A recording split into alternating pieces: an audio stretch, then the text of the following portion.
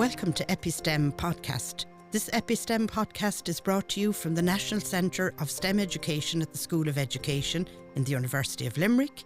I'm your host, Geraldine Simmie, and I'm the Professor of STEM Education here at the Centre and the Director of EpiSTEM. And my co-host, Michelle Starr, and I am the Research Liaison Officer in EpiSTEM.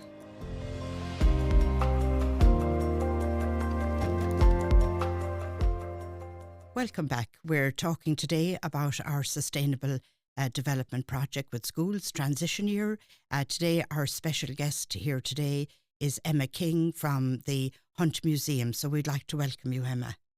Thank you for having me. You're very welcome. And our co-host, Michelle Starr, and welcome, Emma. Yeah, very lovely lovely. To see you. Lovely to see you. And we've been working really well with you and with the Limerick Education Support Service to put together this sustainable village. And the beauty of it is we're trying to get the young people to inspire their imagination in STEAM education, and that transition year is a great place to do it, and to think of social justice and the climate justice and all the big questions that we have today connected nicely to the national curriculum.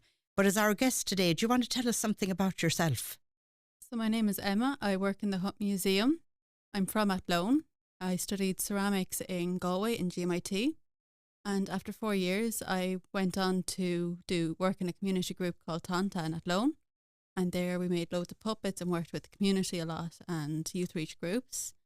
Then I got a job in the Loon Gallery, and where I worked in the curatorial side, setting up artwork, and then the education with schools. That's where I found my passion for art Lovely. and education, and bringing together art and working more with people and children. Yeah, working with more, and then that inspiring educational piece that floated your boat. Yeah. Yeah, lovely. And tell us, how long then are you with the Hunt Museum? They're 3 years, a little over 3 years. Yeah, and you're at the moment you're doing the creepy crawly biodiversity. Are you doing the workshops with young people for that?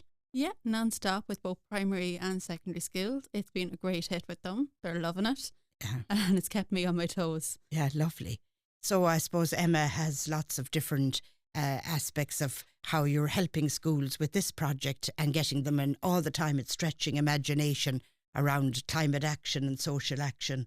Yeah, it's amazing. What I love is that you've got this, your background is in the ceramics, and now you're in the education with that. And it's like the museums, what it allows, it's just adds so much energy into the, for us, for the science learning, the STEM learning for the children, because you'll be talking to them. I love the creepy crawly I went to at the evening that you were opening it, and to see the way the silkworms and how they, how they are so beneficial, and how all of the little insects and the creepy crawlies, as we call them, are so beneficial. It's just fantastic. And you've great energy to work with the students, but it must be very different than working from primary level to secondary level. Or do you find, working with do they ask, are they looking for different things, or is it much the same? Different things. I suppose with secondary, it's a bit more academic. It's the art students that come into us most, so they're looking for inspiration for their projects. A lot of them come into us, they get inspiration, and then they work on a project outside of that based on their experience in the museum. Yeah, of course. And what I think is most amazing about what delivering with both primary and secondary is the stories the kids will tell you, and their unique experience they had with a wasp, dragonfly. Yeah. Yeah, beautiful. There's a relationship there. Yeah, so we can kind of get into what we are looking at then with the collaboration and the partnership with yourself on the STEM and STEAM education for that transition years, imagining the sustainable village. It's actually just using the arts part of it for opening imagination. So maybe if I look at the part of the Hunt Museum itself, can you talk to me about that building and the architecture of somebody designing architecture in a futuristic village? Yeah. So one of the things we're looking at with this design a sustainable village is the benefits of repurposing an old building. And the Hunt Museum, it was designed as part of the Georgian era. So Limerick has a lovely history at the Georgian era and the architecture that was built during that time. And the Hunt Museum is one of the most popular buildings that was designed. Was it an old customs house or? Old customs house, yeah. So it was originally designed as a customs house. It was built at a time where exportation in Limerick was brilliant, going really well, especially with the pork industry. And the River Shannon was a hub of entertainment with the exportations. So it was an easy place for them to place a custom house. Of course. The captains could come in and pay their taxes. Yes. And the captain would have also lived in the Hut Museum. Oh, wow. Oh, wow. And it's a fantastic museum. You know, it is a beautiful building. But what'll be lovely as well for, you know, for the young people to think about, you know, during your, you know, you're talking to them, is that whole area of how do you, you know, converting, for example, you're looking for heating, and, you know, it's completely different. It's changing an old building, as you said, built in the 18th century, and converting it into a usage now. So it obviously needed insulation and all of these things that need to be thought about in that whole reusing of an old building. Yeah, there's a lot of stuff even now with operations and things you need to think about when you're fixing up an old building. So, like, the Hut Museum is 2 buildings in itself. One is the old custom house, and then they would have built onto that and made what's now the gift shop, the temporary gallery where we have creepy crawlies, and the cafe. Yeah, so you're looking at first of all, the person has to value the old building, and then look at it with a fresh eye and reimagine and actually see this is worth keeping and worth working and adapting and all that. So that's what's lovely about this. We have a chapter on architecture for this eco village in 2050, giving ideas, but I'm sure the young people will inspire us when we come to listen to what they have to say about buildings. Yeah, that's it. I think it's very important to find inspiration from the past. How they do things in the past. Did we get better, or is there room for improvement? Did they do things right in the past? And we can learn from that. And you have to look at the energy it takes to reconstruct a new building, to build a new. Does it use more or less energy to build a new, like when we're building new buildings, we're thinking renewable in our minds. So we're building them well insulated. But is there a way to encompass that into an old building so you're not using the same machinery and resources, and you're saving? You're talking about valuing the old and the new and modernising, but doing it all in a very culturally sensitive and historical way, and actually bringing in the modern technology and science and architecture and all that into it. Could we move along to the other part that you have given a lot of support to students about, which is that idea of kind of, I suppose nowadays it's probably connected as well to us being a disposable society, that idea of recycle, reuse, you know, repair, redesign, connected of course to the architecture, but looking at it from where are we now and where would you like that critical consciousness of the students to go? Yeah, I think with the museum, we're very much looking at the past. All our objects are in the past. All our exhibitions we do are based on educating, and we give ourselves a different theme, but it's how education can influence change. So last year, our theme was climate, and we came up with the sustainable trail. When you go into the Hut Museum, you look at the objects that were so very precious, maybe. Yeah. And they really cared for the objects that they had. They didn't have as much resources available to them. They couldn't run to the shops and buy something new if it broke.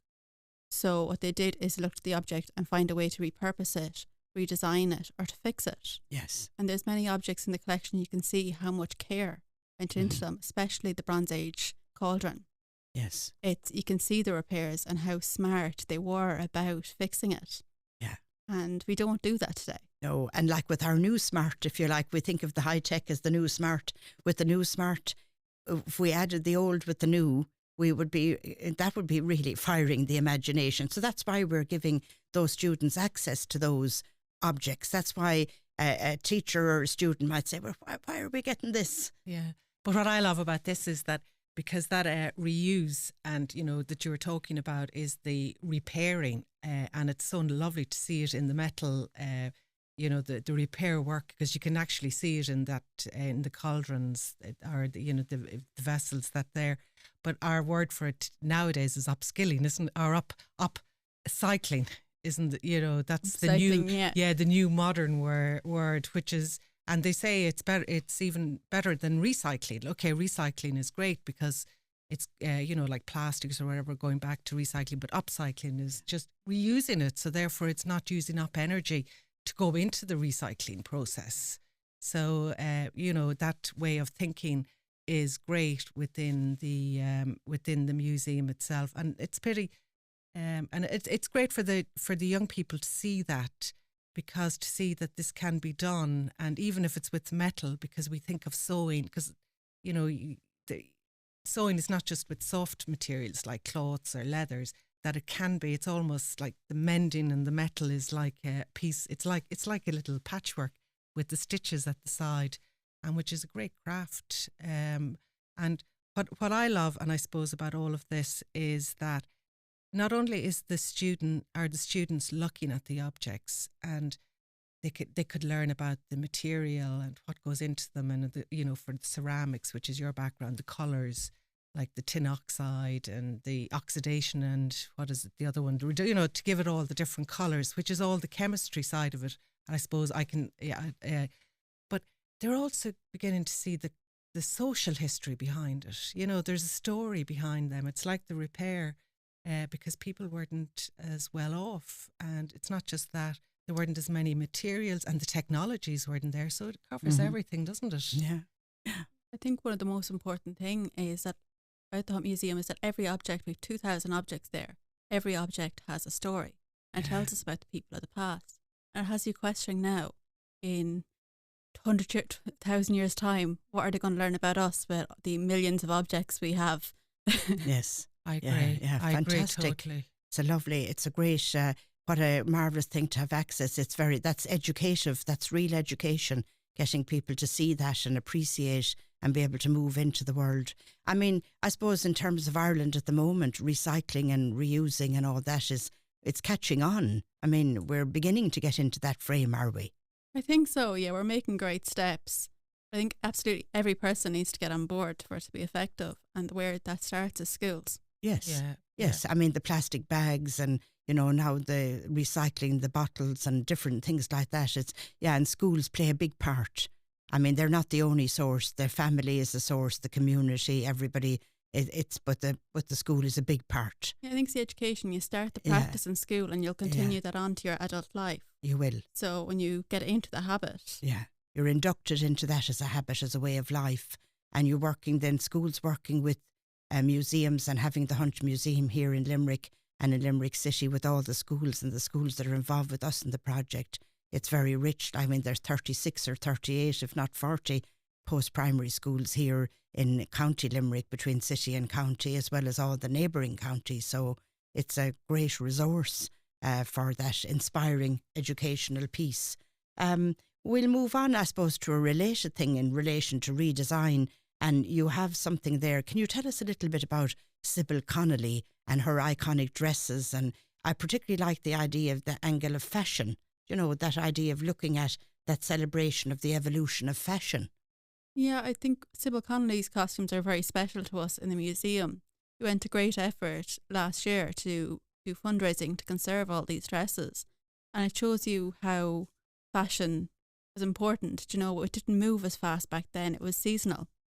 So she made loads of gorgeous costumes that we take great care of today. Sybil was a good friend of Gertrude's, so that's how they got into our possession. But she uses all sustainable materials, linens, silks, Donegal tweed, all Irish materials. So she brought great economy into the Ireland in the 1920s, went to America and brought Irish fashion there. And she was completely against the idea of fast fashion before fast fashion became a trend, even though fashion then was seasonal. When the fashion started to change, she had that statement, good fashion doesn't need to change. So she absolutely refused to get on board with the fast changing fashion trends. Yeah, so that kind of classical cut, an outfit that still is classical today, the tweed suit or whatever her materials were, that they're still classics today. Yeah, and the idea back then was you'd have one or two nice outfits. You didn't have the wardrobes full of different styles, because fast fashion is that trend. By the time you've bought a new outfit, it's out of style. Yeah. Well, it just and what's lovely about this as well, it really shows the consumer the way consumerism has changed, and that we're gone from we're just such a fast consumer society at present, and it's good to see, you know, the fashion like this really haute couture, which it is or it was, and how it's still there today, and maybe we should think of having less and of, you know, with the good quality. But what I find interesting as well about this is, you know, you have all do you show all the different fashion that she designed? Are the costumes there to see? They come in and out. We're always restructuring the collection. Okay. So last year, Sybil Connolly, because we were doing the fundraising, they were all out, but we take them out for different events now. Because we put them in boxes to make sure they don't get damaged, no handling hands. Because after so many years, they just become so precious. You don't want to risk them, and it feels wrong to put them behind a case. Yeah. And do you have students asking you how did you conserve them? You know, because I think that would be interesting. Is there a temperature? Is there light? Is there, you know, who does it? Who does the mending? Yeah, that's outside of my job. That's someone else's. But it is interesting, isn't it? The whole idea that you've all of that work to within the museum, you and your colleagues, that's all involved in showcasing all these beautiful and fabulous historic items.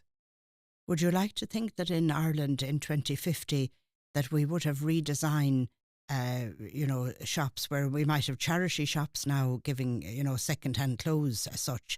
Would you like to think in an eco-village in 2050 that we would be able to collect up some of our old clothes and have them really been repurposed in a proper redesign workshops? Do you think that there's a possibility we'll go that way?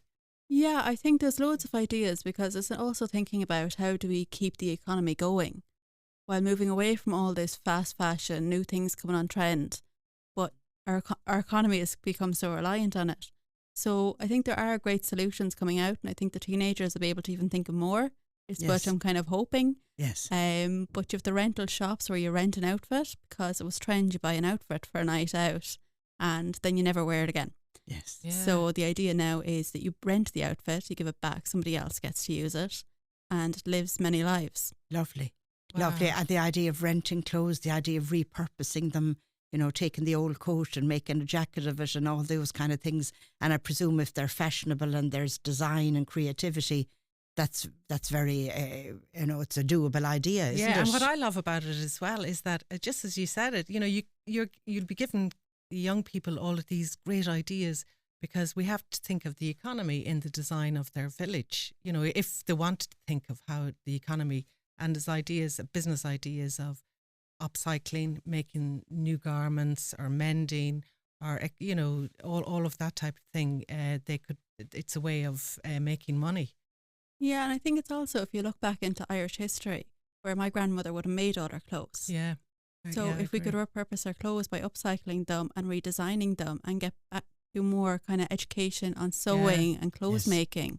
Yes. And especially since we've electricity. A lot of skills, yeah. And that actually brings us to our last one. Our last one is, I suppose, that, that historical political question about hydroelectric scheme in Ardnacrusha, and you have done lovely, you have exhibitions and everything done on that, and where we're coming from with that, I suppose, in our closing point in today's podcast is the idea that we agreed across the table, I think months ago when we were putting this project together, that we all agreed that social justice and climate action and sustainable development was a key piece.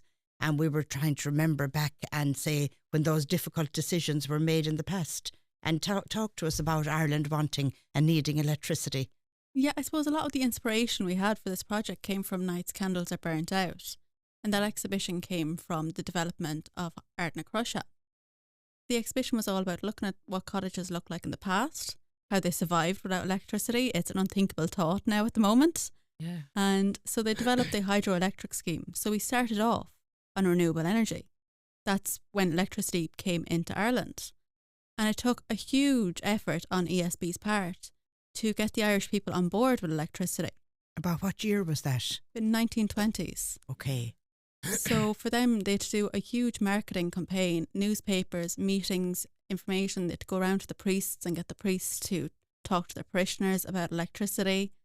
Why? Because they were afraid of it. Yeah, they were afraid. Yeah. They were course, afraid that yeah. the electrical wires would set their thatched roofs on fire. Yeah. They were Yeah. afraid of the bill at the time. It was poverty. Yeah. We're Yeah. still afraid of the bill now. We're afraid of still, but yeah. Yeah. We have more. Yeah. And in those days, I remember like that there was an electric light in the middle of a room. There wasn't lots of sockets for plugging in stuff. Yeah. Yeah. Yeah. But it's it is, and what it where did it start first? I think the electricity went into Dublin first, wasn't it? And then Yeah, it was a smaller kind of company with Dublin, and then the Ardnacrusha, the Shannon Hydroelectric Scheme, made it more nationwide. When was that built or start built? They finished it in 1920. Oh, okay. Okay. Yeah, but what I find amazing about that project, because I looked at your, you put together a video, which I found absolutely fascinating, well done. And what I found amazing is that the money, it was 20% of the national budget at the time that went into the building, and the size of it. And then you had an aerial view of all how it reconstructed the river. And I'm going, why can't we do that now? You know, wouldn't it be great? And Very for the imaginative, young yeah. people to see it as well. How? Yeah. Great thinking. Yeah, it was one person had a great idea. It was an Irish person. He studied with Simmons in Germany, Wow. Yeah. and they studied hydroelectricity. They brought those ideas back to Ireland. And who was it? Lachlan, wasn't it? Lachlan, yeah. Lachlan. Yeah, Yeah. lovely. And of course, then it did need the political support, the cabinet to agree to pay the money and all that as well. It did need the public support, the people's support, and the cabinet. Yeah. So that's where we love the idea of encouraging the politicians. And Yeah. and it's got that global aspect, because he came back from Siemens Yeah. in Germany and brought the and sold it to the government. Well Yeah. done. Well Yeah, done for well that. done. It took Well them a done. long time to get it, and I think Really? there was delays even with Yes. the buildings, because they brought loads of workers, had Irish workers as well working on it, but they Yeah. were disrupted by World War II. Yeah, I had an uncle who was an engineer. He's German, and he worked on it because he met my mother's sister and married her, and they lived in the Midlands. Yeah. Yeah. Lovely. Yeah, after Lovely. that. Lovely. Yeah. Yes. So have we covered the main parts, or is there anything else that we've forgotten to say today? I think important part when you're talking about the electricity and the night's candles is also to refer back to how we started the cycle of things. We started with hydroelectricity, questioning how we've moved. We've gotten so on board that we've gone to non-renewable energy and completely reliant on bringing in fossil fuels from the likes of Australia. This is something we have to import. We have so many resources in Ireland that just needs creative minds Yeah. to generate enough Yeah. for everybody to meet today's demands. Yeah. Well, thank you, Emma. It's a Very joy well. to be working with you. We're delighted that EpiSTEM is working with you in a partnership, and we also want to thank the Limerick Education Support Centre for supporting us with this project as well. So we'll wind up today. Do you want to say I thank just you want and to say goodbye? thanks, Emma. I could keep talking for another hour with you. Me too. Me too. So we'll finish today. Thank you for listening, and we're going to have a piece of music today, played by Owen Waters. Owen is from Clarina in County Limerick. He's a third year BA student with us in world music. He's doing his degree in third year in BA in world music. He's playing a piece of music that he's written himself. He's a guitarist. He's playing acoustic guitar, and he's playing his own tune called Bad News. And he sings it and plays it with his own band, if you don't mind, called Rua. So take it away there, Owen. And we're looking forward to listening to your composition called Bad News.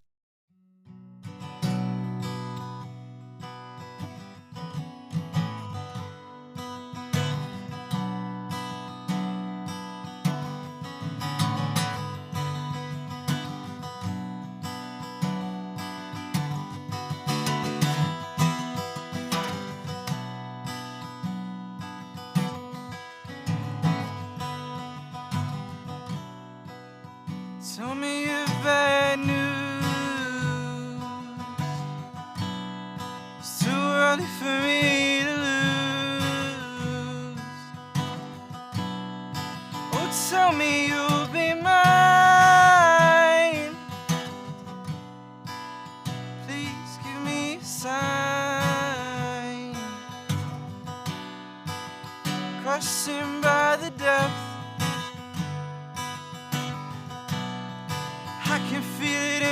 chest with your beauty on display. Can't forget about that day, that day.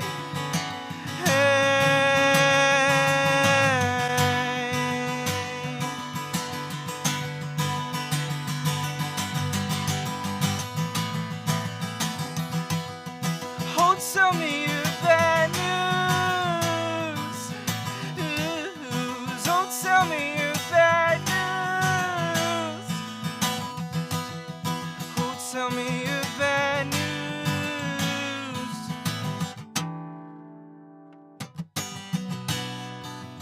Tell me your bad news. What have you to prove? Oh, tell me you'll be mine. Let your yellow sign crushing by the depth. There's no pain left. Your beauty on display. Get about that day, that day,